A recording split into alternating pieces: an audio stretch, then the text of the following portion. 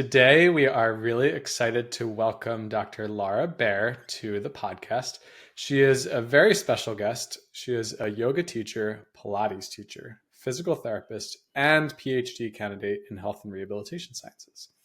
Her research centers on the biopsychosocial impact of physical activity following spinal cord injury. Laura also has a long history as a dance artist. Her teaching is inclusive interdisciplinary movement for all. And dating back to her undergraduate degree in dance and neuroscience, she has a special interest in the nervous system, which is what made her the perfect guest for this episode. Also, fun fact, Laura and I have known each other since we were 8 years old. So Laura, thank you so much for joining us today. Thank you for having me. I'm so glad you told everyone that. It is really true. We've known each other our whole lives. Yeah, and it just was happenstance that. So, I guess I didn't mention that you're doing your PhD where I did my PhD at Drexel University. So, not that we ever lost touch per se, but we reconnected in the last few years just by happenstance. Yeah. And I guess also living in the same city. But yeah, there were lots of opportunities to run into each other, but I'm glad we did. I'm glad we reconnected.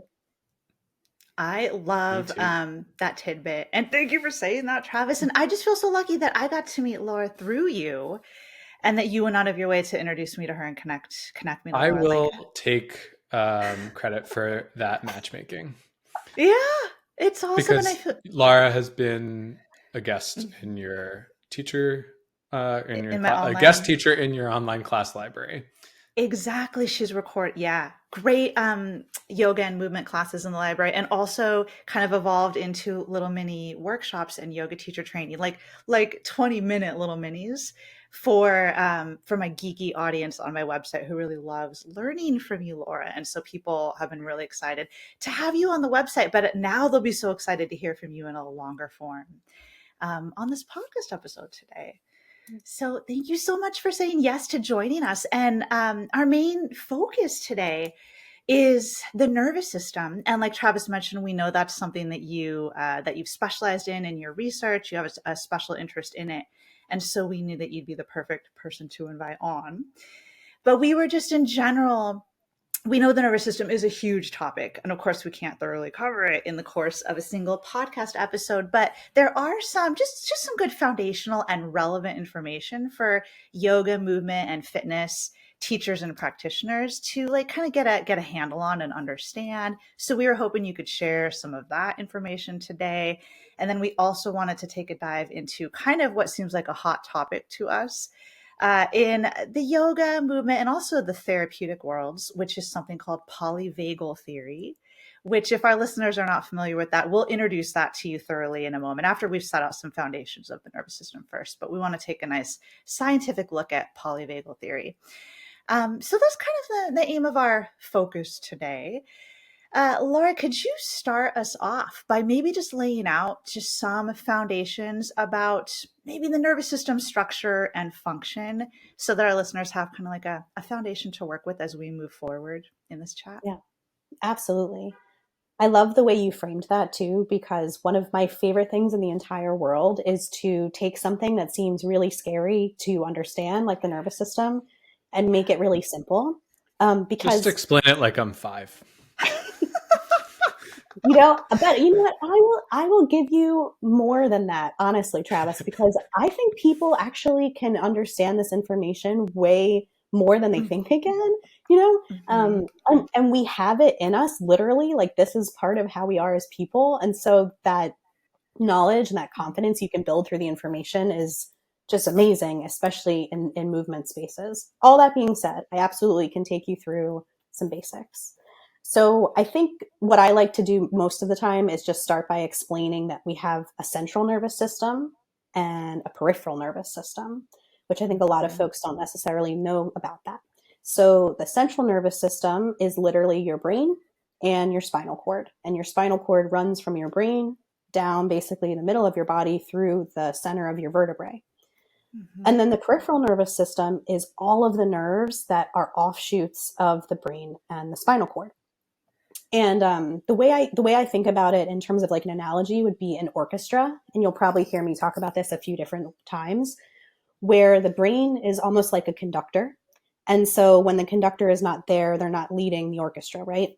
And then the spinal cord is almost like the lead player of every section. So the lead player is responsible for conducting information, right, from the conductor to the rest of their section, maybe when the tempo changes or what have you. And then the peripheral nervous system is like everybody else in the orchestra. So they're just as important, but they're not necessarily the leaders. They're taking cues from that main member of the section. And then, of course, everyone's taking cues from the conductor. So if one of the people in the orchestra that is part of the periphery ends up being sick or drops out for some reason, they're missed, right? But the orchestra still plays on. If one of the main members of one of the sections is gone, well, there's a lot of information that's going to be missing, right? Because they're that information highway, if you will. And that's the way a lot of people think of the spinal cord. And then, of course, if the conductor is gone, the orchestra doesn't play. So that's kind of the easiest way that I like to explain the difference between the central and the peripheral nervous system. That is such a useful and helpful analogy. Oh, Thank good. you so much for, outlining that distinction. So that's really helpful to think of kind of these two major divisions, the central and the peripheral. So within the central nervous system, are there further distinctions and divisions there? Oh, yes. And you feel free to let me know how much of a deep dive you want me to take. Good point. But I think what I'll say generally is the function of the central nervous system is to take in all of the information the body is giving us, whether it be internal information or environmental information, and processing it and analyzing it and doing something about it, right? It's what makes us alive. It's very much in terms, it's when I think of the conductor, the reason why I say that is because it's making the decisions. Mm-hmm. And if a part of the central nervous system gets knocked out, whether that be from an injury or a disease or something like that, regeneration can happen, certainly, but it's a lot harder to do. Whereas like with the peripheral nervous system, regeneration can actually be a little bit more possible. So there's a trade-off there because the peripheral nerves are telling your central nervous system a lot of information, but they're kind of messengers, right? Like they're not the lead player. They're not making big decisions. But then the flip side is if something happens somewhere in your peripheral nervous system, there is a higher chance that you could recover from that. That makes a lot of sense.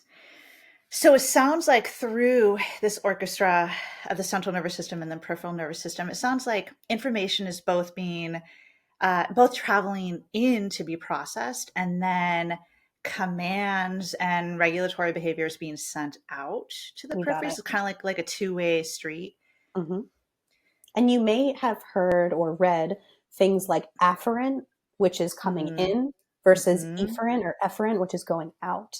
So you're absolutely right. It really is truly that simple. We have information that comes in from our body to our brain, and we have information from our brain that goes out to our body. And it's not always linear, right? And I'm sure we're going to start to talk more about that as the conversation flows, but there's a lot of dynamic processes that come with that. But understanding that really information goes one of two ways is helpful. Yeah, in and out. That makes a lot of sense. So to kind of further break it down a little bit more, we have part of the nervous system that is voluntary, like under voluntary control, and then another part of the nervous system that's involuntary. Could you speak to that a little bit? Yes, it's a perfect segue. So we're gonna transition to mainly think about the peripheral nervous system. So there's like the somatic part, which is the voluntary, right? We think of skeletal muscles moving. And then there's autonomic or auto, right? That's how I remember it. A lot of that is unconscious, involuntary. And so those are some of the divisions that we can start to talk about for sure. Because within, I think where maybe the listeners are interested, within the autonomic nervous system is that division of parasympathetic and sympathetic. Exactly. Yeah, that is definitely a part of the nervous system that I think our conversation will be taking a deeper dive into. So, but I guess before we go there, you could just yeah, just elaborate a little bit about that distinction. So like the voluntary side or the somatic side of the nervous system would be, when you say skeletal muscles, just in case our listeners don't know, those would be the muscles that attach to our bones and move our skeleton around.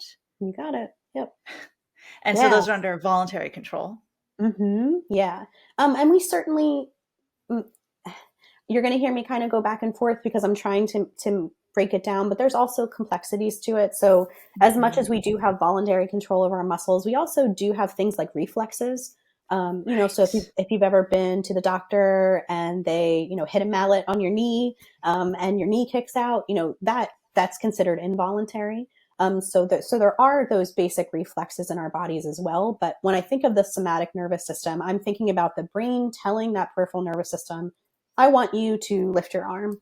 I want you to hit warrior two, and that's the way I think about the voluntary piece. Yeah. So it kind of occurs to me, you were mentioning, thinking about the voluntary nervous system and the control of skeletal muscles and like hitting warrior two, as you mentioned, like in a yoga context, which made me think that in a yoga movement fitness context, I think if we think about like the nervous system's effect on the body, we tend to be a little more biased or rooted in like a musculoskeletal perspective. And we kind of think about the nervous system and how it moves us around, because movement is this like gross level. That's what we see with our eyes. In many ways, that's what we're teaching, is what we're having people do. But there's this whole other side to how the body works and even moves if we think about just all the processes inside, like our visceral organs and so much happening, hormones being released, the breath moving in and out. All of that is also movement. It's just not like at this gross level that we see from the outside. So you've delineated in one of your workshops on my website that how easy it is to kind of go like have this musculoskeletal approach, which is really helpful and important, that we all know, but it's easy to maybe overlook the importance of a more nervous system based approach, or what other roles the nervous system has besides just like moving our bones around. Yeah. And like if the skeletal muscles are the muscles that are more under voluntary control, aside from those autonomic reflexes we talked about, there are other types of muscles in the body that are actually under involuntary control, right? You got it. What muscles are those, and what part of the nervous system controls those? Yeah, great question. So I just want to say too, I love the way you describe the fact that movement is not just what we can see. Like movement is happening at a cellular level all the way up through what you do see on the outside of a human. And that's one of my favorite ways to think about it. And I also would just share that for the teachers listening, you're probably using elements of the nervous system that you maybe don't even realize you're already using. But I think that's the fun part about when you realize that you're actually able to manipulate the nervous system a little bit, you can start to intentionally build those things into your class plans or your private sessions or what have you. Anyway, so to get to the second part of your question, absolutely, that parasympathetic division within the automatic or autonomic nervous system is responsible for some of the movement or involuntary movement of things going on inside the body. So there are nerves that are responsible for actually sensing and moving, like the throat, the lungs, all of the intestines, the liver, the kidneys, your stomach. And so, like, for example, I think one of the best things we can talk about as an example is like your intestines actually move on their own. It's something called peristalsis. And it's like a rhythmic contraction of your intestines that usually is happening when you're digesting. And everyone has like a different level of it. And depending on if you have some stuff going on with your digestion, it might change. But that's a really good example of like, we don't think about peristalsis, right? But our belly is doing it and our intestines are doing it in order for us to continue to function. And those muscles that are performing peristalsis in the small intestine, those are not skeletal muscles, right? Exactly. What They're kind of muscles are smooth. those? Smooth muscles. They're smooth. And I would have to go back and spend a little more time thinking about or remembering exactly how they move, but all of it really has to do with the anatomy. So like a skeletal muscle, for example, like it has insertions and attachments or origins and insertions, like part of your bicep is up here or up at the top of your shoulder and then down in your elbow, right? And so when it contracts, it brings your elbow and your wrist closer to your upper arm. But with smooth muscle, it doesn't have the same striations or the same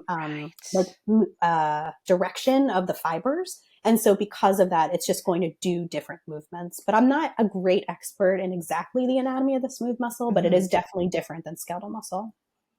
That's all. Yeah. And I think for our purposes, just kind of being aware that it's like that the smooth muscle lines like our internal organs and is under that autonomic control. So it's more, the nervous system is controlling it and running that whole process, but we're not even really, we're not consciously aware of it. We don't have to think about it, like you said.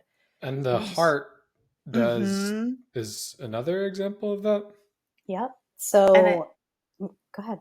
I'm sorry to interrupt. The heart is, doesn't that make up our third type of muscle? If we're getting muscle geeky a little bit here, we've got skeletal muscle, smooth muscle, and then cardiac muscle. Am I right?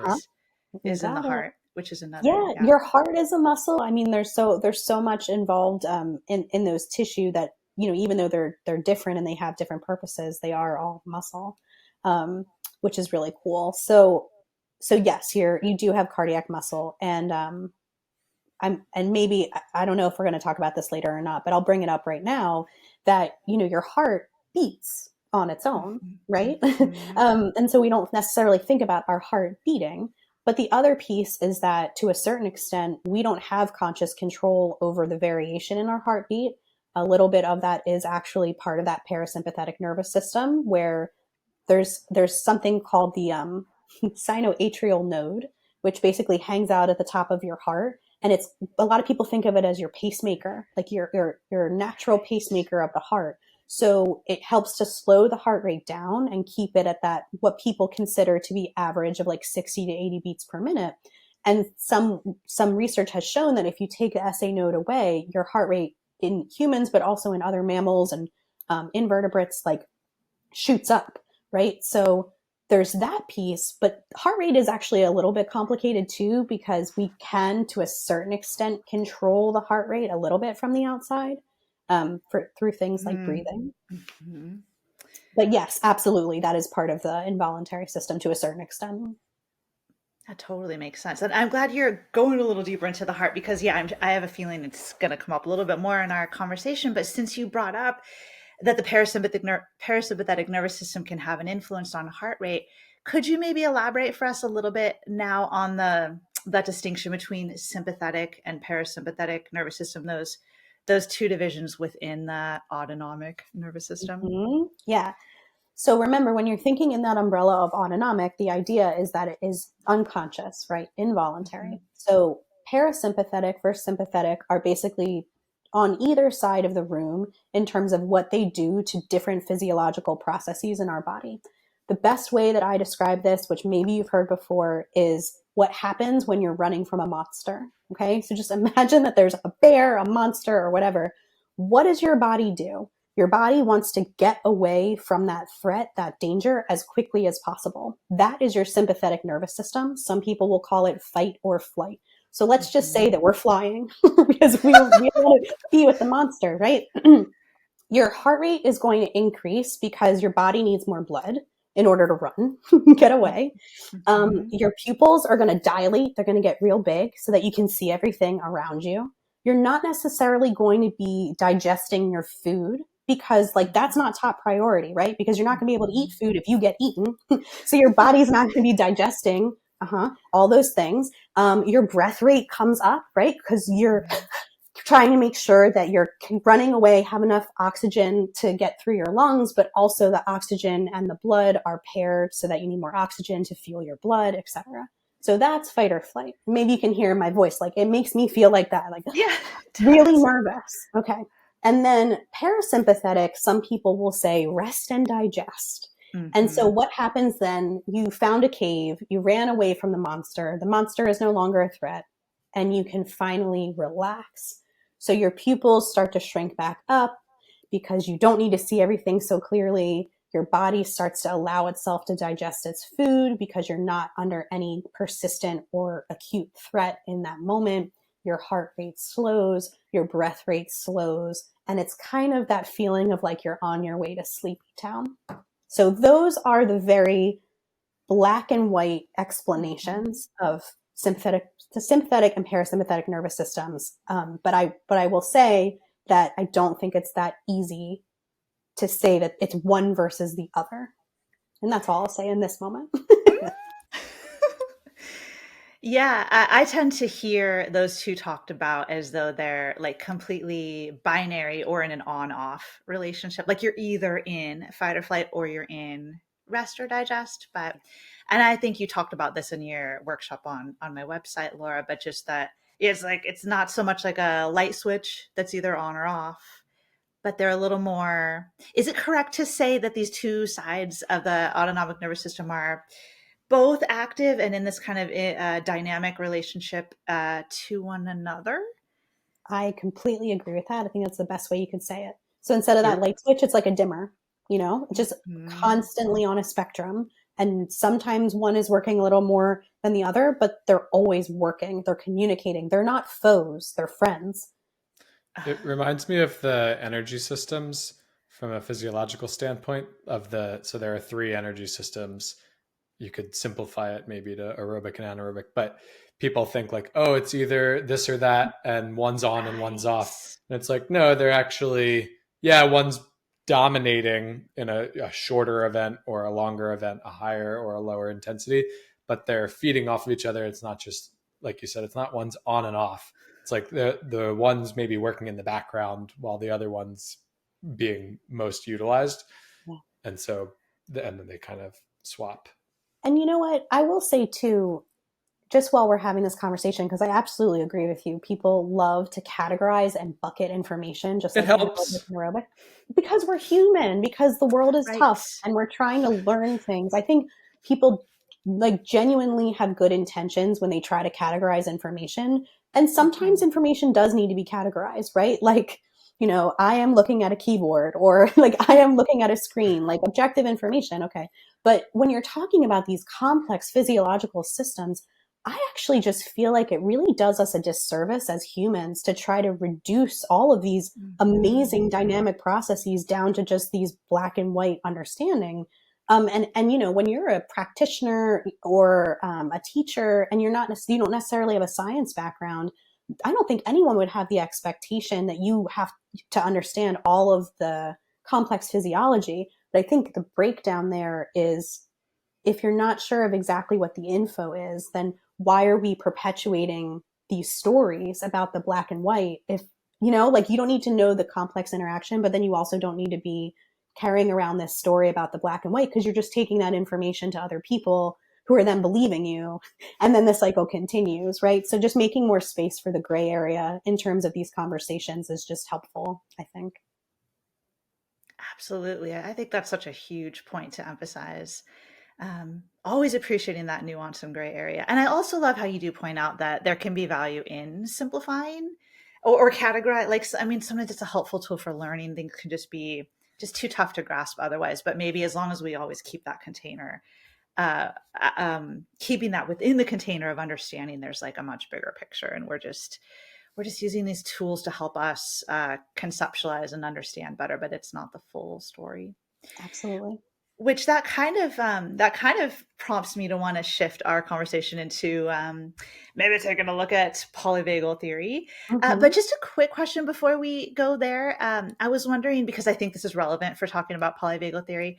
There's a term I tend to hear used a lot in relation to the nervous system, which is regulation, Ah, nervous system regulation, or up regulation, down regulation, like this word. And I'm wondering if you could just maybe define it, elaborate, because I think we'll also be talking about regulation when we talk about PVT or polyvagal theory. you got it. Yeah.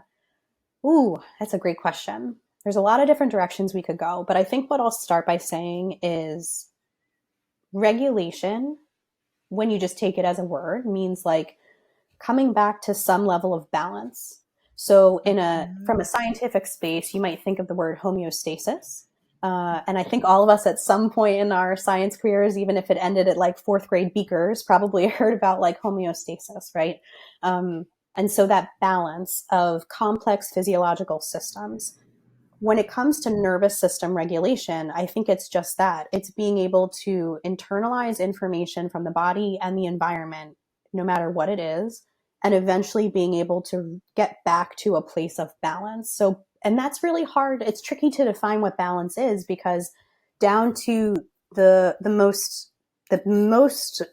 tiny level, we have like sodium and potassium molecules that are governing our neurons.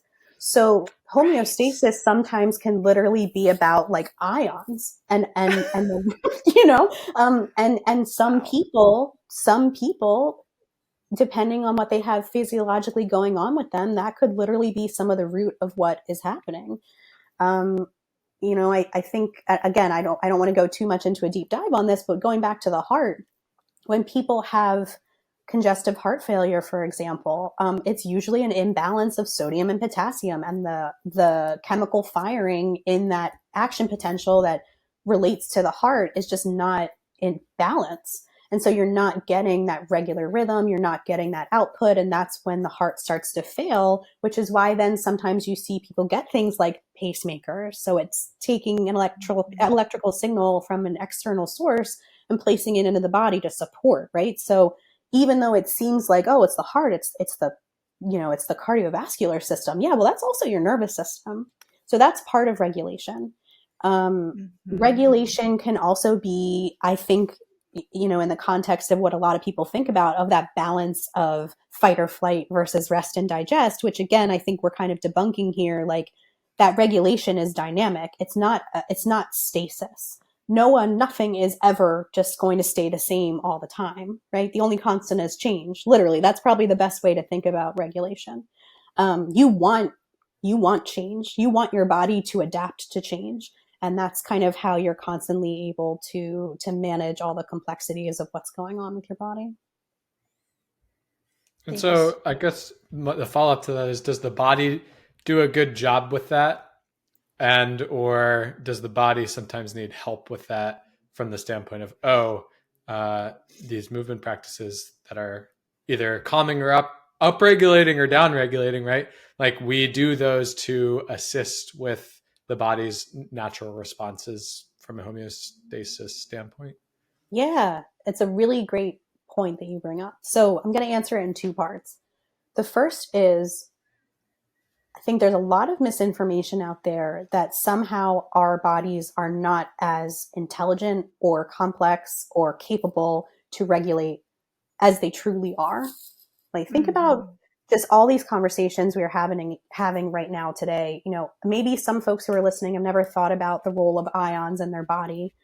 Well, your body's been doing that for X number of years that you've been alive on this earth. So, like, congratulations, your body is resilient and strong as heck, you know? So there's that piece.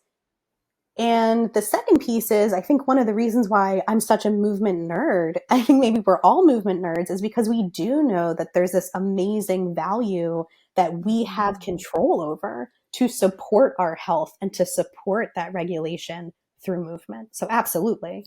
I think it's again, there's that gray area, right? We are strong, we are resilient, but we also can support ourselves through movement. That's such a great answer. Yeah. Yeah. Kind of finding that balance between, we don't want to pathologize people or make it seem like we need certain practices, or this is the one practice that we need to get us back into balance or something. So we want to acknowledge that our body has this innate processes that do that really beautifully for us, but it's not like our movement practices or yoga, fitness, whatever. It's not like that can't enhance our health and well-being as well, or be one tool among many tools that can maybe help that process along. This is just a quick clarification question that it might just be me that has this question, but I hear the terms upregulation and downregulation. Okay, maybe as I'm asking it, it's starting to make sense to me. But upregulation generally tends to be used when we're talking about moving more into fight or flight, and downregulation is moving more into rest and digest. So is that right? Like, upregulate is sympathetic activation and downregulate is parasympathetic activation? So I definitely think that is the correct way to think about it. I don't necessarily know if that is always the only thing that could be upregulated or downregulated. Right. So, and again, this is like maybe beyond sort of just our conversation today, but there are certain systems within our body that can override or upregulate themselves, and because that actually is really protective. So it's not, this is maybe a spoiler alert for later, but like upregulation of your sympathetic nervous system isn't always a bad thing. Right. Isn't always a You bad know, thing. That's what you said, right? no, exactly. It's not always a bad thing. Remember, the only constant is change. So if you're hanging out in one space forever and always, amen, and that's the only way your body likes to handle things, well, then that's a bit of a problem. But allowing yourself to, feel nervous, get sweaty, all of the things that come with that sympathetic or upregulation that we think about, can actually be really supportive. And I think maybe we've had this conversation offline before, but like one of the reasons why I think a lot of people do high intensity training or maybe endurance level training is because it actually, in a positive way, activates the sympathetic nervous system so that on the back end, the body has gotten really good, difficult external feedback from like a natural space or a non-anxiety producing space. And then your body is actually able to kind of rest more easily. And again, this is reducing it. So please don't take this as just like base fact, but like there is an understanding that people who have really great endurance tend to have a lower resting heart rate. Having a lower resting heart rate has a lot of great physiological implications. That's not just heart, right? It's also nervous system. And so that's just one example of how like when you actively put yourself in difficult situations and from a movement space that could be really taxing your body for an extended period of time or coming on and off of that taxing, that can actually really support that homeostasis or that regulation that you were asking me about. That's fantastic that you're emphasizing that, because I do think that there is a tendency, especially maybe within the yoga world, in which there's a stereotype that yoga tends to always, and this isn't even a correct stereotype, but a lot of people think of yoga as just being always relaxing, always passive, always gentle. And we all know that yoga is more complex than that. But I do think a lot of people have these ideas that that everybody is super upregulated in our society, and that we all need down regulating practices. Like the way that we all heal our bodies or regulate better is that we should all do down regulating practices like restorative yoga or yin yoga or things like that. Yeah. But it sounds to me like you're suggesting maybe there's a bigger picture. So something we talk about a lot in my research is this concept of resilience. And when I think of resilience, it's like, how many times can you get back up after being knocked down, right? Someone with high resilience can get clobbered over and over and over again, and they get back up. It's that person in your life that no matter how many trials they've gone through, they have a positive attitude, they feel confident that they can do the things that they need to do, etc. Right? And then lower resilience is like, and I don't mean this as a negative thing whatsoever, but lower resilience can be like maybe a couple of things that have happened in your life is just too much for you, and then it makes it really difficult to cope. And that's more of on a psychological side. But there's also physical resilience too, right? Mm-hmm. And we can go down that road as much as you'd like, but ultimately, I think that movement practice, including yoga, should build our resilience physically and mentally, right? And so part of building resilience is, again, putting yourself in difficult situations. So yes, maybe your yoga practice is slow or slower than if you're doing box jumps, for example, but the position that you're in and all the things you're thinking about and the breathing and connecting the breathing to your body, like those are really challenging things. And, of course, we all know like changing the speed, changing the flow, how many times you repeat something, all of that can make the practice really challenging. And any time that you build in that challenge, I think you're ultimately building up that resilience to take with you off the mat. That's awesome. Thank you Nailed so it. much nailed it exactly. And I think we'll leave when we end this conversation, I think we'll leave our listeners with a few more like kind of like super relevant and applicable notions like that they can then think about within their own yoga movement practice. So they Although have I to feel, listen to the end. yeah, you have to. But to get to the end, you have to listen to the next part of our conversation, in which we're going to take a shift that's still very relevant and builds on everything we've already talked about. But let's take a look at this. I would suggest kind of a buzz term that we tend to hear. I've noticed it a bunch in the yoga world, but I realize it's it's wider than that. It's also mental health fields and somatic practices. It's just my observation that this is brought into a lot of somatics-based practices within the yoga world itself, especially yoga therapy circles, I've noticed. But I also think it's in general in the yoga world, but specifically yoga therapy. Anyway, I think it's just this really widespread topic and belief in something called polyvagal theory. And Travis and I have been wanting to address this on the podcast for a while now. So we're really excited to have you here to talk about it. For our listeners who may not be familiar with polyvagal theory, they may not have even heard about it before, would you be able to just kind of give a brief 5-year-old understanding of what it is? Yeah. So, and this understanding or this description I'm about to give, truly, I think I'm in the same space as you guys, and also perhaps many of the listeners, where I am by no means an expert in polyvagal theory. So based on my research and some of the things I have read, I can share what I understand. Mm-hmm. My understanding, and correct me if I'm wrong based on what you guys have looked at, is that the idea of polyvagal theory came about in like the mid 90s. And it was from a gentleman who was involved in medicine and also research and understanding the nervous system. And there's this idea that people who have high vagal tone, which we can talk more about this, relating to the vagus nerve, okay, nervous system, high vagal tone are more resilient or have a better emotional balance. And then people who have lower vagal tone are less resilient and have less emotional balance. So there's a lot of conversations about people who've gone through trauma potentially having lower vagal tone. And so somehow what polyvagal theory suggests is that you can actually regulate or increase the strength of your vagal tone, which by virtue of doing that will somehow support your emotional stability and resilience.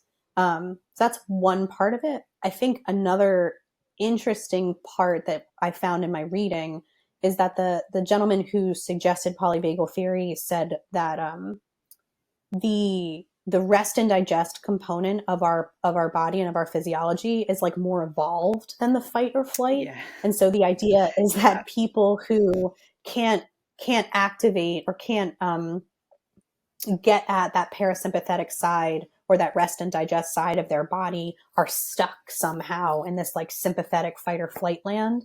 And ultimately, in order for us to restore that balance, you have to be able to strengthen the vagus nerve. That's my understanding. I would love to know if I misunderstood that or if there's extra info I didn't include. To me, I think based on because I've done reading and research on this in preparation for this episode as well, I think you summarized that really well. At one point I had read about that, I don't know if you had come across, Laura, but that so the man who proposed polyvagal theory, Stephen, I'm not sure how to pronounce his last name, Porges, Porges or Porges. Anyway, he proposed back in 1994 that so the vagus nerve, as you mentioned, is maybe we should quickly define the vagus nerve and its role in the parasympathetic nervous system. Yeah, or its function. Sorry, and then I'll say what I was going to say. No, I actually was trying to decide when I was first answering you if I should have started there because maybe I should have asked that first. No, it's totally fine. I think never too late. Yeah, never too late. The only constant is change. So we're resilient in our conversation. Sorry. So the vagus nerve is, I hope this is not too confusing, but please feel free to clarify with me if it is. The vagus nerve is part of the peripheral nervous system, right? So it's not part of the central nervous system, that brain and spinal cord I was describing to you before. It's actually what's considered a cranial nerve, meaning it comes off of the head in some place. The vagus nerve is really cool. It's the longest cranial nerve, and actually I think it translates in Latin literally to like wandering because it is the longest one. And it travels from the back of the head down through the throat, down past the lungs, through the diaphragm, super cool, into the intestines. It's a mixed nerve, meaning it has both sensory and motor pieces. So it's partially responsible for some of the muscular movement of speaking and swallowing and making noise. Mhm. But mostly what it's known for is that parasympathetic regulation of a lot of the internal organs. So based on what we were talking about earlier, the vagus nerve is what controls that SA node I was talking about in the heart. So it controls Mhm, heart rate, mhm. it controls breath rate, it controls digestion. And that kind of makes sense because it travels through all of those areas. And the where it kind of goes through or around the diaphragm, through or around, Kind of whichever. like it kind of tunnels through, and it has a little nerve buddy at the diaphragm called the phrenic nerve. And the phrenic nerve is A actually nerve what's buddy. responsible for moving. It's responsible for moving the diaphragm. So it travels along that pathway. Yes. And that's kind of where we would access it if we were trying to stimulate it. I mean, I'm getting a little ahead of ourselves, but that's where I've heard it, oh, put pressure into your belly kind of through the diaphragm. It's very deep, Yes. which So is I maybe think another question of like, well, how well can you actually access this thing? so From I a like a hands-on perspective or 100%. an So I think external perspective. in yoga spaces, or when thinking of it from an external place, like you mentioned, I think there is a lot of information around deep breathing in order to stimulate it Mhm, there. But I will also mhm. say that some people, there are actually medical procedures that are meant to stimulate the vagus nerve, like up closer to the neck and in the throat. Right, right. And so vagal nerve stimulation is I think, to your point, sort of a newer idea in yoga spaces, but there are actually a lot of really debilitating conditions that vagal stimulation has been used for, like epilepsy. Um, I think they've used it for folks who have rheumatoid arthritis. Um, there was another one, and there's some preliminary research in folks with dementia. So there are some conditions that do use vagal nerve stimulation, but I think that's a little bit different than maybe how we're thinking about it in terms of upregulation and downregulation. Yeah, the thing, so the breathing is the one thing. Also, like laying on your belly with some sort of ball on the belly, or lying on your back with some sort of weight on your belly to try Mm-hmm. to press into it. And you like when you do that, you feel some sort of pulsating. I don't know if that has anything to do with it. Laura rolls her eyes a little bit. So Fine over this there. is this is like my this has been my exposure to it. So No, I mean, look, here's the thing. It's always nuanced, right? So this Mhm. gets back to that like reductionist idea. And it drives me nuts, to be honest with you, because how can you say that laying on your belly with a blanket is stimulating the vagus nerve oh when, god, with the blanket, certainly not. right? But like, You here's need the thing. like some weight in there at least, Well, if anything. but even the weighted blanket, Travis, that external There's a lot pressure, going on. yes, that is actually Mhm. part of your nervous system. That is a different part of your nervous system. Like that, how can you say that the only thing that you're doing through that pose is stimulating the vagus nerve? And I know you're not purporting this, right? You're talking Right. about what you've seen. Um, Yeah. yeah, it's just, oh my gosh, anything you do from a physical place in a movement space in a yoga class, you are manipulating a lot of different systems. It's so difficult to say this one thing is Well, going to it's like stimulate. Jenny and I have talked about this on the podcast before. It's like trying to do manual therapy to the psoas.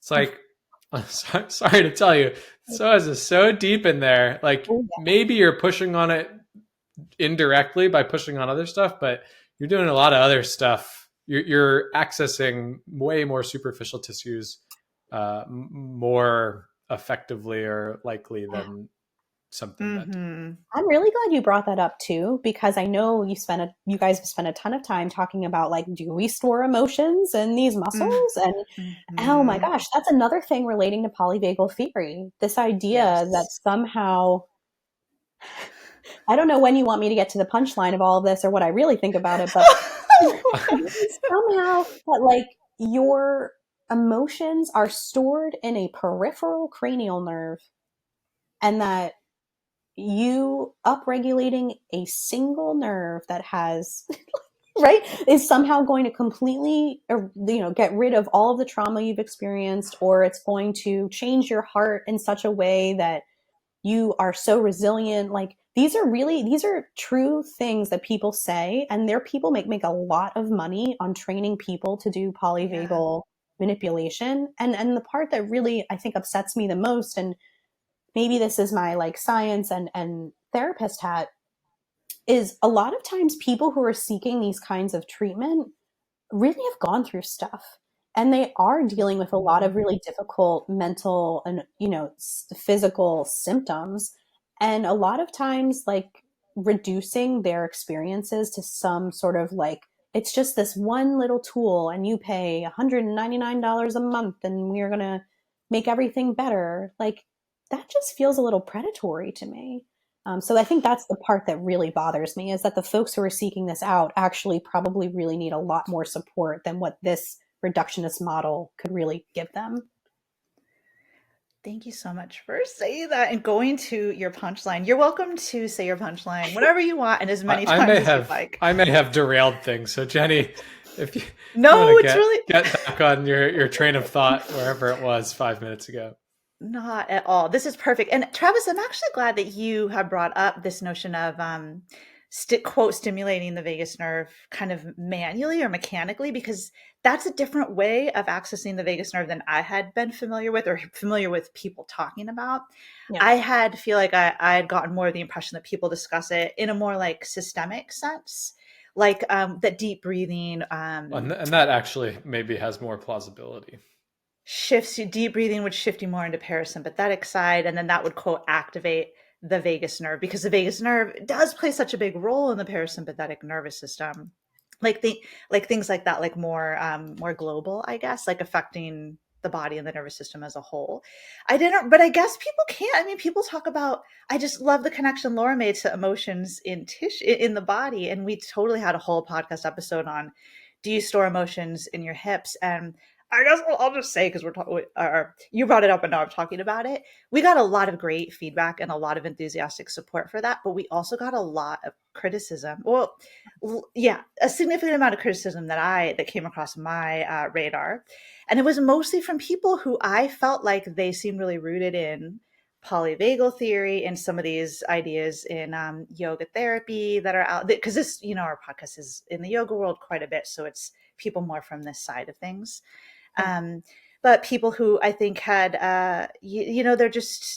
they are part of this paradigm about the body of like pulling out single factor causes and single factor solutions and categorizing things and oversimplifying them. Like these ideas, you can literally store an emotion in your hip. That's what we focused on in our podcast episode, and that via stretching the hip, somehow that releases, like that's the mechanism that releases, because like pigeon pose is a stretch for the hip, and that's the classic release your emotions. And it just doesn't make, when you really look at the complexity of the body, it's just, it doesn't make sense when people hold on to these ideas. And anyway. And so to that point, and this is how I'm going to explain how I believe polyvagal theory is a circular argument.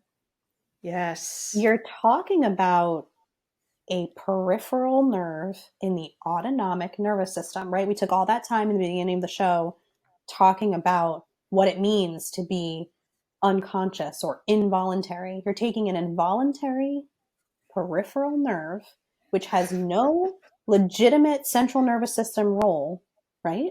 It talks because it's in the peripheral. Yeah, it talks to the central nervous system, absolutely, but it is not in no way part of the central nervous system. I think where people get confused is like, well, it comes off the back of the skull, but no, all of the cranial nerves are considered peripheral nervous system because of the function, because they are not making active decisions. They are giving information and they are receiving information, and they are, transporting it, but they're not making decisions. So how can you take something that is both involuntary and not in control, and then say, we can actively, consciously change this thing to make you, individual person, more resilient?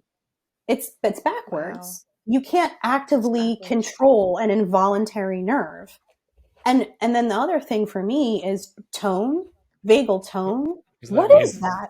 So the way we actually measure vagal tone, in all seriousness, is indirect. Vagal tone Mhm. is measured by heart rate variability. We can talk about that Mhm. if you want, but that's not a direct measurement, one. And two, what's normal tone? Like, we Right. even know in some spaces, and again, this might be a little bit outside of the conversation, but just so the listeners know, in some spaces, there's a lot of arguments about those norms of our vital signs, even our heart rate, our blood pressure, our respiratory rate. How do we develop these norms? Well, they're based on studies. And if not everyone is being included in these studies, then how can we say they're norms? So that's even for vital signs that we have been using to categorize and understand medical information for decades, hundreds of years. Then you're talking about something that we're just really starting to understand and measure in the past maybe 2 decades. There's no norms for that. There's no understanding of what that really means, and it's an indirect measurement. I'm so we had wanted we wanted to ask you about heart rate variability a little bit because we know that does get brought into discussions around the vagus nerve and measuring quote vagal tone, which is a total buzz term that I hear a ton in the yoga world, Yeah. vagal tone. And you had mentioned a study that you came across about measuring heart rate variability and its connection to quote vagal tone. Yeah. Could you tell us about like just like a little bit about that? And Yeah. maybe So, just what is heart rate variability, Oh yeah, you know, thank you. Yeah, what is as a it? yeah. precursor. Yeah. So I think I'm going to say three things. I'm going to explain what heart rate variability is. I'm going to explain what the supposed relationship is between vagal tone and heart rate variability. And then the fun part, which is the study. The fun part. Um, so, Yay. so heart rate variability literally is just like the variation in time between adjacent heartbeats. So let's say that someone's heart rate is 60 beats per minute. And maybe this is new information to folks. Your heart, if that's your heart rate, it doesn't mean that you get 1 beat per second really neat and clean. There's a little bit of variability between every beat. That's normal. It's not abnormal. That's normal. And some people suggest that increased heart rate variability has a lot of really positive physiological implications. It means your heart is ready at any given moment to respond to things. I like that idea. I don't know if, I got to do a little bit more digging to see if I agree, but I like that I idea think because I feel like it's resilience building. It's resilience I building, right? You believe think your there's body is capable. good evidence from an athletic standpoint that higher heart rate variability is indicative of better recovery. Cool. Like you're more prepared Hmm. for your That next makes bout of sense. activity if your heart rate variability is high. I'm glad you said that too, because that actually brings up something else I wanted to mention in the context of it being really supportive of recovery. Recovery is not just one thing, right? Or being ready for a physical activity, whatever it is not just one thing. So heart rate variability is actually not linear. Like, you can't, it's another reason why I don't buy the vagal tone thing. You, you can't just attribute heart rate variability to one thing. It's multifactorial. It's your blood Hmm. pressure. It's like different metabolites. It's like different, it's just all of these different dynamic processes in your body that are giving you one output. It's the same thing as blood pressure. Your blood pressure isn't just like the tone of the vessel. There's a lot of different things that go into that, but we try again, like that's the theme, right? We Hmm. reduce things to make them make Hmm. sense. And I think that there is definitely some value in that, but also when you're using all of these explanations and then packaging it to people, that's when it becomes a little bit dangerous. So absolutely. And when it comes to polyvagal theory, I want to say that higher heart rate variability is linked to higher vagal tone, which is linked to more emotional stability, in my That's the understanding. theory. That's the one to one to one thing. Yes, that's what I've read. And whereas decreased heart rate variability, meaning your body is like not as prepared, is linked to decreased vagal tone, which is linked to trauma and emotional instability and all of these other things that And people are treating that as like that's a static feature of a person, but heart rate variability fluctuates day to day, time of day. Like yeah. if you're measuring it, you want to measure it consistently, usually when you wake up, if you're Hmm. going to use it for to inform your training.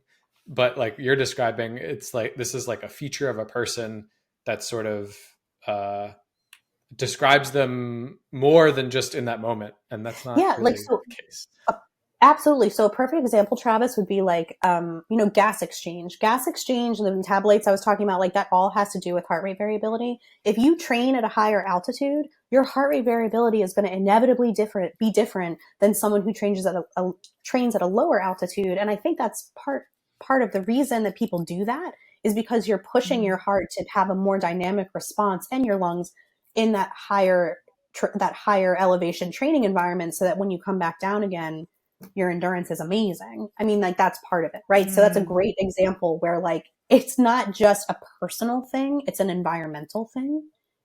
It could be, right? It's like it's affected by so many different pieces, just like we are, because we're organic people that respond to the world and our bodies and are not, just stuck with our experiences, which I think is what this theory purports, like that there's something wrong. And you alone, maybe you didn't do those things to yourself, but they happened to you, but you have a role in fixing them. And like, I love that. I love that idea of people taking an active role in their healing. But the underlying message is that there's this one single thing, and this is the thing that needs to be fixed, and it's wrong with you. Absolutely. Just like the opposite of what you want in those spaces and in healing spaces. 100%. And you outlined that purported connection, or these this conclusion that polyvagal theory seems to put out there, which is that higher vagal tone means higher heart rate variability means higher vagal tone, and then that means better emotional stability or whatever. I think that's, you could say that. So could you maybe speak to that study that you had found on heart rate variability and vagus nerve activation? I got so excited. I got off the rails.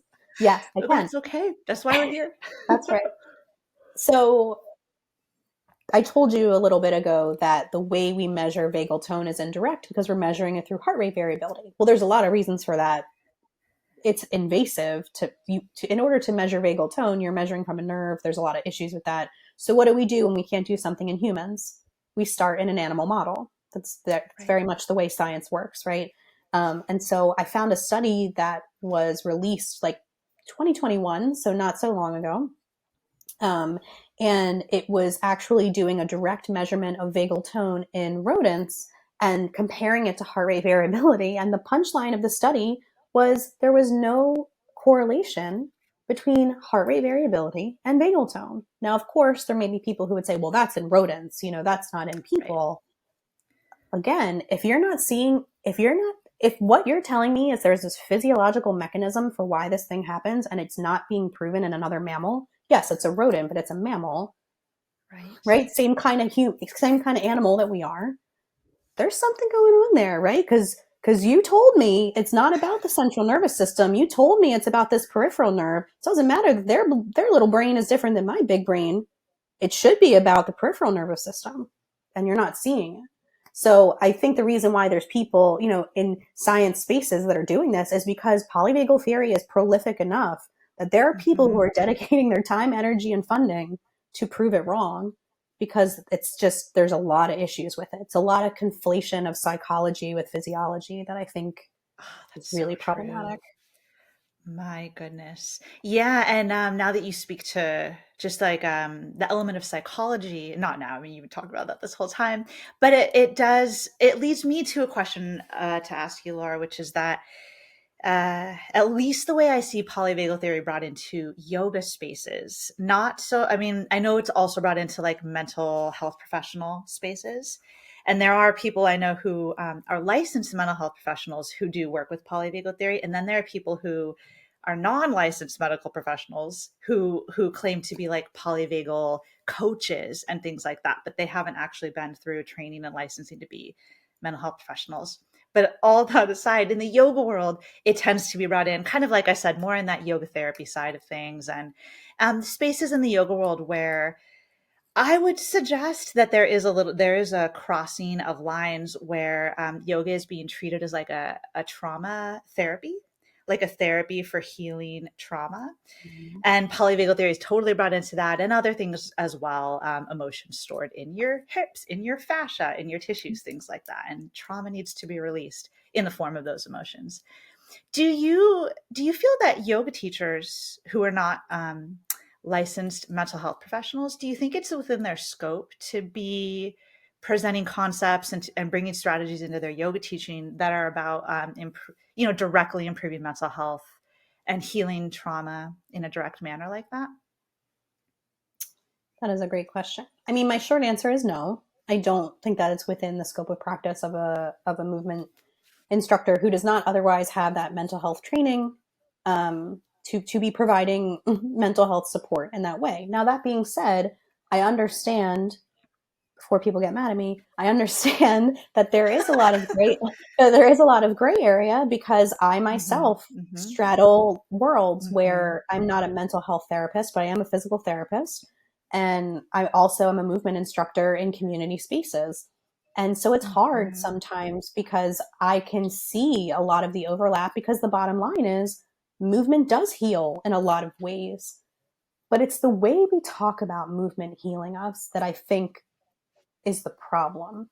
And so my concern in those spaces for instructors who otherwise don't necessarily have that training is they don't necessarily have all of the physiological background and the neuroscience background that mental health professionals get to be able to break down these complex theories and information to individuals. And then also, it gets me back to that reductionist approach, which is, if you're a mental health professional, you have a bunch of tools in your toolbox to be able to support your client with whatever they're going through. It's not going to be just vagal training.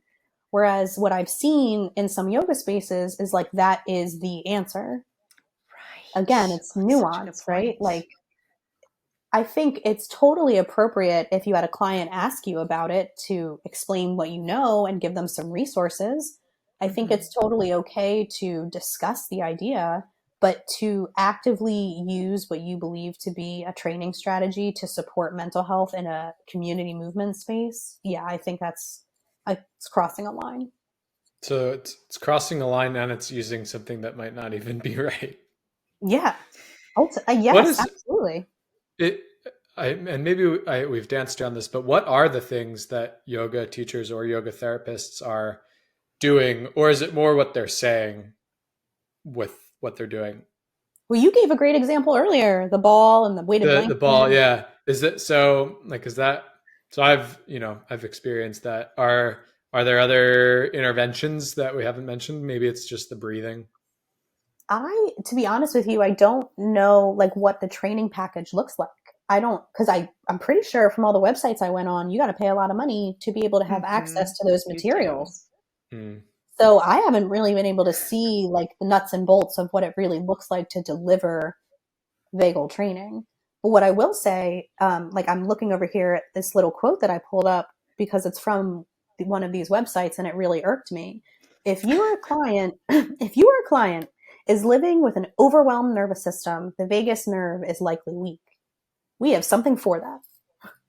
How can a nerve be weak? Wow. I mean, that is the level of distillation. Like, we are so diluted in the information that people are receiving that you're talking about a nerve being weak. It's like not even a thing. Diluted is such a great word for it, and like just hugely reductionist and broken down. And it's like, as we talked about earlier, in some cases, categorizing things and simplifying things is helpful for learning. But in other contexts, it just seems like it's not productive and really can be counterproductive. Yes. And That would be my, go ahead.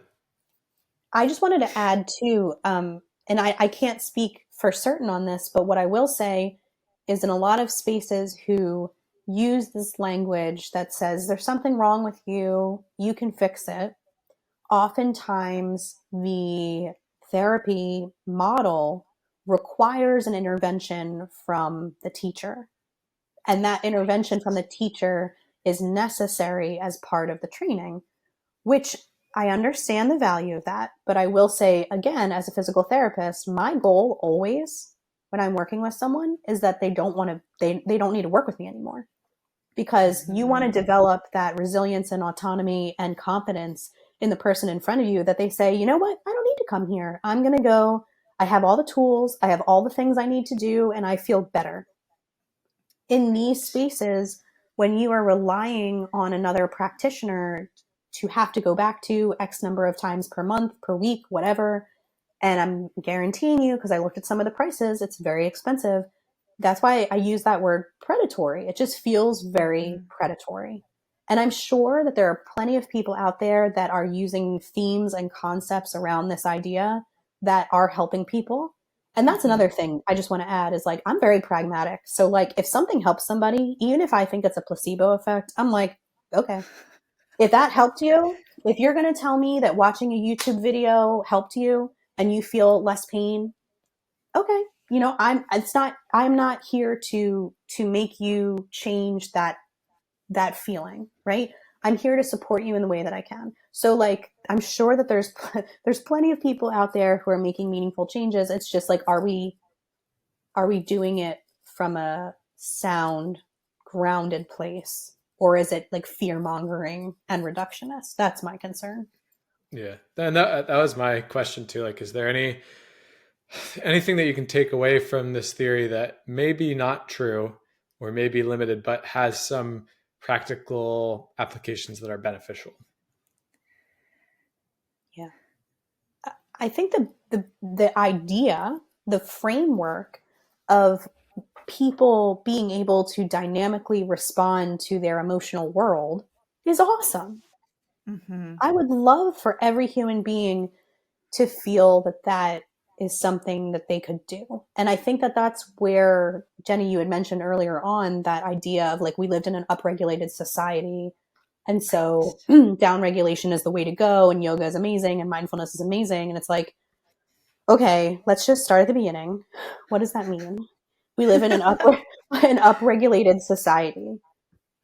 Does that mean that our nervous systems are, just wild and running amok? No, it means that the world around us is a lot. There's a lot of stuff happening in the world around us. And so actually what I think like a movement practice like yoga does is it gives you an opportunity to meaningfully practice resilience in like a safe space so that you're not out in the world trying to figure out, like, oh, can I cross the street? And I'm on the cell phone. And when am I going to eat lunch? And I have to get back for this deadline. It's like, I'm doing this one thing and I am in touch with my body and I'm reconnecting with myself. Like that, I'm totally behind. But that idea of like taking it down to just one single nerve, I think that's the issue, right? But yeah, I think that idea of building emotional resilience is awesome. But also the other piece of that is the original idea of polyvagal theory somehow was that like our our ability to regulate is like evolved compared to our fight or flight mechanism, which also is not true. Like there are plenty of studies that show that like reptiles have both divisions, so it's not like it's not like an inherently human thing that we have the rest and digest component of our parasympathetic nervous system.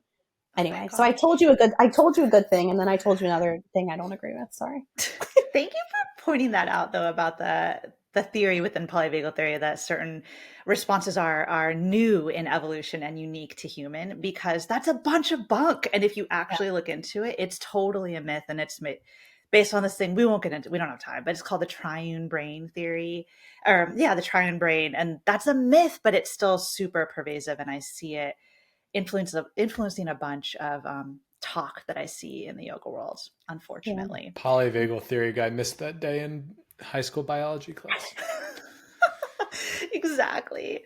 But I think that pointing out that like reptiles have some of the same neurological anatomy that is claimed by the triune brain model to be only quote modern or more complex in humans. Like we just know, like evolution doesn't work that way, and it's shown us definitively that that's wrong. But psychology is like a different field, and they don't necessarily all interchange. Different field from like evolutionary neurobiology or whatever. Yes. So thanks for bringing that up.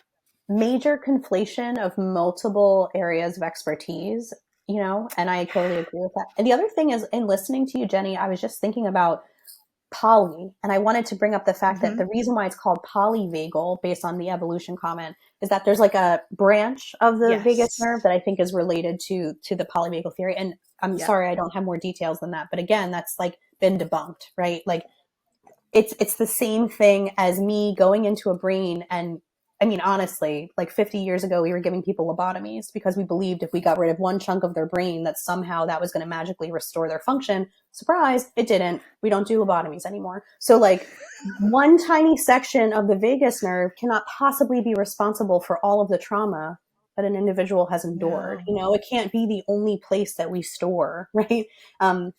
But it would be really great. It would be really nice if we had these one little places, you know, these little places in our bodies that fixed that we could, if we fixed, it would all be better. But we know that that's not true. So yeah. Those are some perfect points that I was hoping that we would cover today. Thank you so much for speaking to those. I think a thought that I've had, and Travis and I have talked about before with the vagus nerve and polyvagal theory in general, is that as we've talked about a few times in our podcast episodes, the psoas muscle, so this is more, that's in the musculoskeletal system, the psoas muscle is a muscle that's often pulled out and made to be this like magic muscle, and often claimed to be the repository of your emotions and your trauma or whatever. And so something that Travis and I have talked about is the vagus nerve, has that become the psoas of the nerve world? Is it like we have so many nerves in the peripheral nervous system, but like we pull that one out and make it like, yeah. You know, I think you're absolutely right. And here's all the parallels.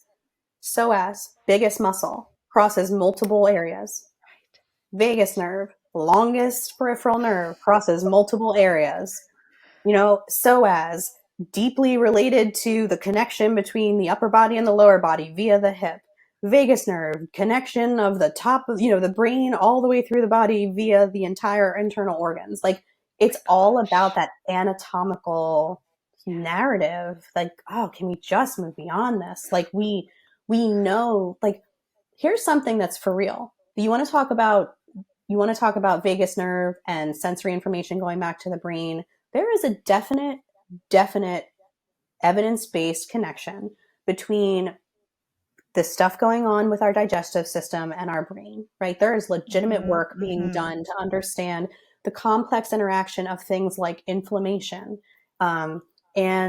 and like the way we are as people from our psychological spaces, but also from a physiological place. Like, there is legitimate work being done. What's the gut something axis? Gut brain axis. Yeah, the gut brain axis.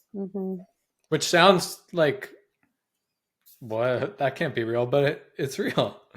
Yeah, I mean, I think what they're finding for some folks, like I can give an example of like irritable bowel syndrome, or like any sort of like just inflammation going on in the digestive system. There have been a lot of studies that show that some mental health therapy can actually really support the symptoms that come along with that gastrointestinal issue.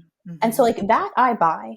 But again, central nervous system. I'm not talking about one little cranial nerve that's hanging in my neck, right? Like, and so that to me is that delineation is like, unless we're talking about building in the central, I'm sorry, I'm making you laugh so much, but like building in the central nervous system, then I just don't buy it. So yeah, but I actually think there's a lot of really legitimate work being done to understand that complex connection between the digestive system and the nervous system. Amazing. I feel like at this point in our conversation, it's probably a good time to maybe wrap up our polyvagal theory discussion and maybe end with our listeners on some take-home points that they can bring with them. But what they've all been waiting for. Yeah, we said to wait till the end. But one thing I was just hoping to, so you just mentioned, it reminded me of this, Laura, which is just that just to maybe potentially leave listeners with this reminder that when we pull something out like a peripheral nerve, the vagus nerve, and we give it all this agency or this sense of as though it's controlling what's happening in our body or to our emotions or to trauma, it does seem to, like when you keep saying like that's a peripheral nerve, and what I care about as far as directing all of that is the central nervous system. I think just making that point that it's really the brain that's like the regulatory body, and the brain is what's monitoring and sending out all the commands and creating the whole way that we experience and perceive our body and the world. It's the brain. It's not like peripheral nerves. So the vagus nerve is like a conduit, or, messages travel through it, commands travel through it, but it's not the messenger or the commander itself. Would you say that's? Absolutely. I think that's a great way of putting it. And going back to that orchestra analogy, like if the conductor is not there, there is no music, right? And so the music, if we're talking about trying to regulate folks and help people manage their day-to-day life and deal with really difficult things that deserve a lot of respect and time, I don't think talking about one little peripheral nerve is the answer. I think we got to talk about the brain for sure. Thank you so much. I feel like that was just really well articulated and laid out and super helpful and productive, Oh, good. like for us and for our listeners. So maybe we can just take a shift and maybe it'll just be kind of quick because our episode's getting a little long now. But based on everything we've talked about in this conversation from the start, Laura, could you just leave us with a few kind of relevant takeaways that we as, say, yoga, movement, fitness practitioners and teachers may consider integrating in how we think about all of this within our practice and our Yeah. teaching. Yeah. So Travis brought up an example of deep breathing earlier, and I did want to get to that because there are a lot of, you'll hear me, and maybe this is my lean, so I'll be honest about that. Maybe this is my bias, but I am very interested in active strategies to support clients as opposed to passive strategies, because active strategies require, right, active engagement. So I'm not as much of a fan of, like, even though I think restorative has its place and laying the heavy blanket and laying on the ball, and if it feels good, do it, great. But when we're talking about actually trying to help ourselves calm down in moments of crisis, I think diaphragmatic breathing is actually really fantastic because, like I said earlier, the vagus nerve and the phrenic nerve are little buddies and they travel through the diaphragm. So when you're activating your diaphragm through deep breathing, you are giving sensory information to the vagus nerve to tell the brain, like, I'm slowing my breathing down. And that's an example of a way that we actively have an external control over our breath. If you stop thinking about your breath, you just keep breathing, right? Unless you don't, and then we're not here any longer. But if you are actively breathing, then you are manipulating your nervous system. And I love teaching people that they can manipulate their nervous system through the breath. And that's how I talk about it. So, like, if you're really nervous, taking deep belly breaths can actually help you become less nervous because you are actively giving sensory information to your brain that I am slowing my breath rate down. So I think that's a really good example. I think another really interesting one that I don't necessarily think that it's increasing tone. So I definitely don't agree with that. But I do think integrating like humming or chanting, if that is part of your practice, can be really great because, again, vagus nerve is partially responsible for the muscles relating to speaking and singing and breathing. Right. So that could be really interesting. And I think some people perhaps do feel a sense of calm when they do a chanting or humming practice. Self-massage is another great example. So that is an active way to create that external pressure that maybe like a weighted blanket could do. So if you want to integrate some self-massage into your class, like I know some folks really love to do like a base of the foot massage or like a trap massage. I think that's a really great example. And I also think that just talking through the narrative of building resilience in a safe space through movement is something that everyone could somehow integrate into their classes. So oftentimes, like when I'm teaching, and we might be in a precarious position. So for example, let's just say tree, like, so we're balancing on one foot. I'm like, whoa, this is tough, right? Like, what's your body saying to you in this moment? Letting people take a second to really feel what it feels like, how their body is paying attention to doing something difficult. Because I bet you'll notice that your heart rate comes up a little bit and maybe you start to breathe a little bit more quickly and you feel off balance, right? You're reacting to your world. And I'll say things, and I may have even said them in some of the classes I recorded for your library, like, this is akin to balancing, holding your iPad and your coffee and trying to have a conversation, right? When you're stepping down off the sidewalk, like, there are a lot of ways that you can start to think about that in classes and bringing it into everyday life. That's just one example. But that, building that narrative of you are in control of your body and your mind. And Yes. even in moments where it doesn't feel like you are, there's always an opportunity to build that resilience through movement, because movement is every system of your body, like we talked about.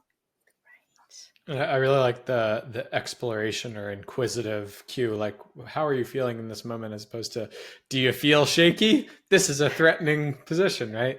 Yeah. Like, And don't tell them, let them come to it. Yeah, and I totally understand from a teacher perspective why you want to give information, but I think reframing the communication strategies away from you should feel blank to giving the Mhm. person in front of you the agency. What do you feel? And, giving modifications. It's the same reason why you do that, because one particular asana or pose is not going to be perfect for every single individual. That's why you give options, right? It's the same thing with the feeling space. We don't need to ascribe feelings to every single thing. We can let people feel.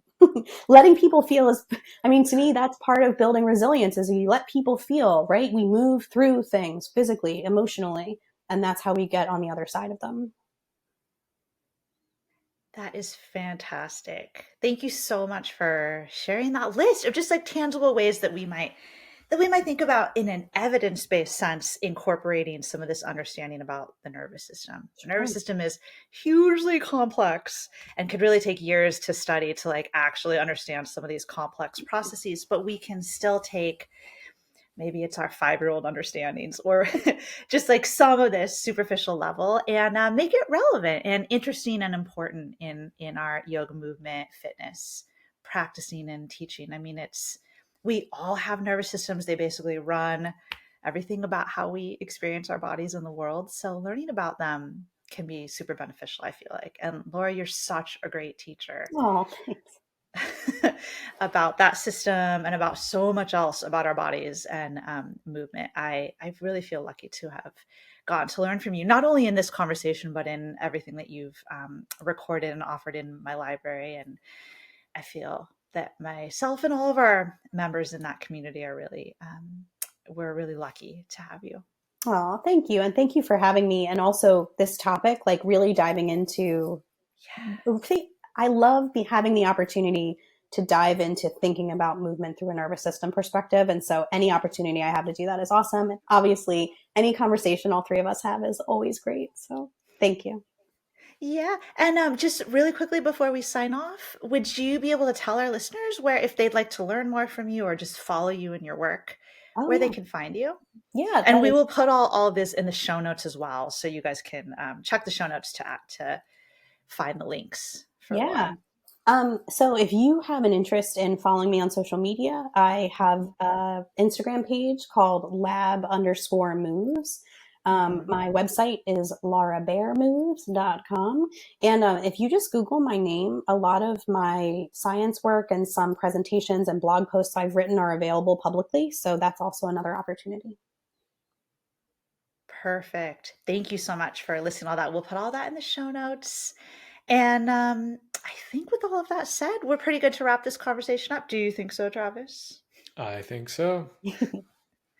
Thank you so much, Laura. Yeah, Thank you. thank you, Laura. We really appreciated it.